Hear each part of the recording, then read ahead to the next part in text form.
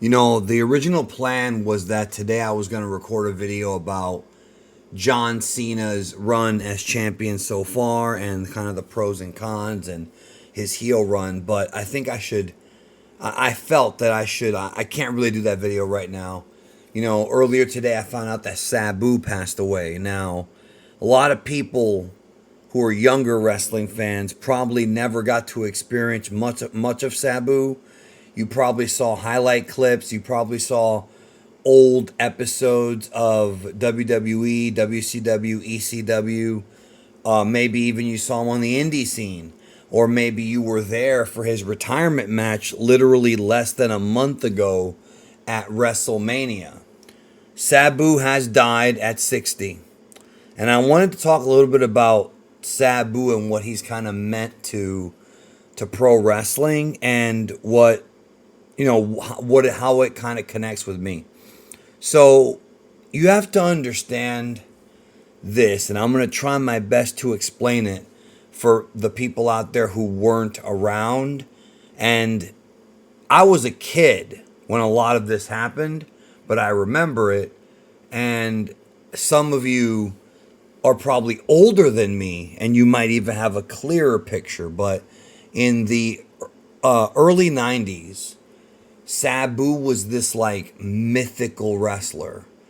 This guy who had literally cuts all over his body from barbed wire, just wore a turban and did these insane moves that nobody else had ever done before him.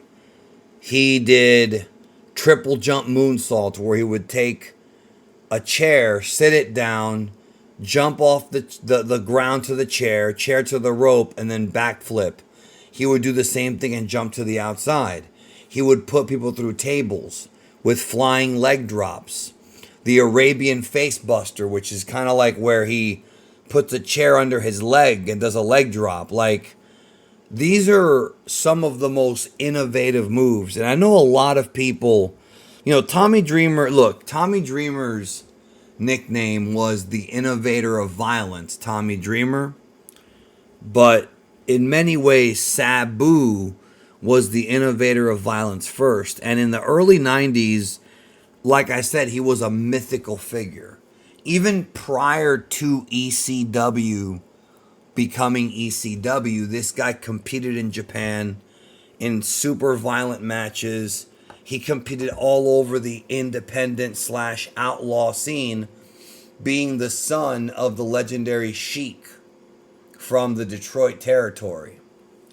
And Sabu's reputation was that of somebody who couldn't be controlled, somebody who broke rules, somebody who was almost terrifying to be around. There's footage of Sabu in Japan where he would come out to the ring and the crowd would be just terrified of him. Like they were afraid of him, kind of like Bruiser Brody.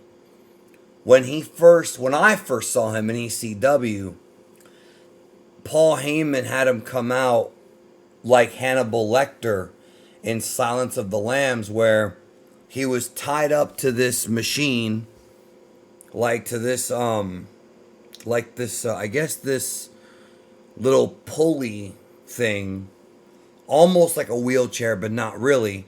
He was chained up, and his mouth was covered, like Hannibal Lecter. And this gave the aura, and he had these eyes, like his eyes would just, all the great ones have like their eyes, you're staring into the eyes of somebody who was kind of meant to be on, in front of a camera when their eyes are a certain way. He conveyed the attitude of a madman. And when they would let go of the chains and take off the face protector, he would run around the ring, throwing chairs into the ring, just behaving like an absolute madman. Turns out the real Sabu was not like that. If you watch any of his interviews, He was a very calm, cool, collected guy. He was a chill guy. He wasn't actually crazy, but man, he fooled people. He fooled people. Let me tell you. Even people who thought the business was a work or who knew it was a work, seeing Sabu and the presentation of him being chained up like that really gave that aura of, whoa, like this is different. And that, I think, is the best way to describe Sabu's career. Different. So the way he was promoted, Paul Heyman came up with the most homicidal, the most suicidal, the most genocidal maniac ever in wrestling. That was Sabu. There was nobody like him. I mean, he brought something completely new to the business and something a lot of people have, quite frankly, borrowed from and benefited from. The way he would come up with creative ways of using chairs and tables and ladders and the barbed wire matches. I mean, this guy was, for all intents and purposes, an animal, but when you listen to him speak, which he didn't do for many, many years, he really wasn't that crazy. And that's just the art of wrestling. You stay in character, especially back in those days. I first saw Sabu on a TV commercial for Eastern Championship Wrestling, which was ECW, and it was a TV commercial advertising an ECW show. I was very little. I think I was 10, maybe 11, something like that. And he came out, like, they showed him for a split second with the chains and and I was like, what is this? Like, just because I saw Silence of the Lambs, like, what is going on? So there's that. And then I got to experience Sabu when I started watching ECW. And I loved ECW. And it wasn't because of the violence. That was like the reputation it had from people who never actually watched it. ECW had a lot of really good in-ring matches. And even though Sabu was, for all intents and purposes, classified as a hardcore wrestler, he was still a guy who could put together an actual good match. It's just he had to be in there with the right guy. Sabu and Taz had great matches. Sabu and Rob Van Dam had great matches.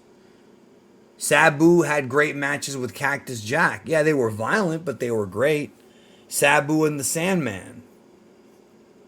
He could work with some of those guys.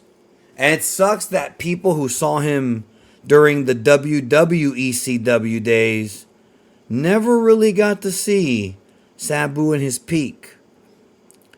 I was extraordinarily happy when I saw him at Double or Nothing 2 years ago.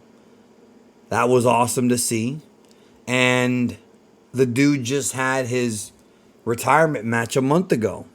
I had been watching lots of ECW in the past few years, revisiting it and enjoying Sabu. He was one of the centerpieces of that company and of wrestling for a very long time. Just the guy who had a totally different presentation, brought something new, and really became a legend in the eyes of many.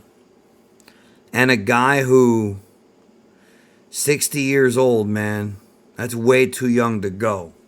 I remember being a kid, and there was I'll share some of my favorite Sabu memories, or ones that stick in my mind. I remember being a kid and hearing Paul Heyman do a voiceover for a tape they were selling in ECW where he was like, there are those that say that the Terry Funk Sabu barbed wire match was too extreme, even for ECW. We would be hard pressed not to agree. And I saw that match, and yes, it was violent. That's the match where Sabu's bicep got ripped open and he like glued it back together. This guy was nuts, man. He would glue his cuts back together, tape them, like, go to the hospital. Me? Like, you have to be a different level of tough I remember seeing Sabu and his on again, off again work with Rob Van Dam with Fonzie, and they were tag champions and they worked together. Sabu falling off of the Raw sign on the episode where ECW invaded Raw in February of '97.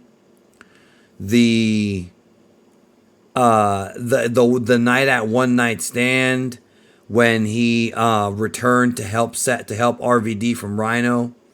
That was an incredible, awesome moment when the lights went out. Him and Taz after a year about to go at it, and Paul Heyman announcing the match as the headliner for the first pay-per-view. That was one of the co-main events of the show. I remember when Shane Douglas lost to Sabu. I'm sorry, to Taz at I think it was Guilty as Charged 99, and Sabu made his return to once again continue feuding with Taz. Taz was probably his greatest rival in ECW because that was like a 4-year long journey they went on together, on and off. It was great. His WWE run made me happy because he was at least getting paid well. You know, here's a guy who absolutely needed to make good money in wrestling because of the damage he'd done to his body. You know, he's a guy who people were afraid would end up in a wheelchair someday because of all the crazy, crazy stunts he did. But at the end of the day, Sabu, pioneer, absolute pioneer, and I'm sad that he passed away.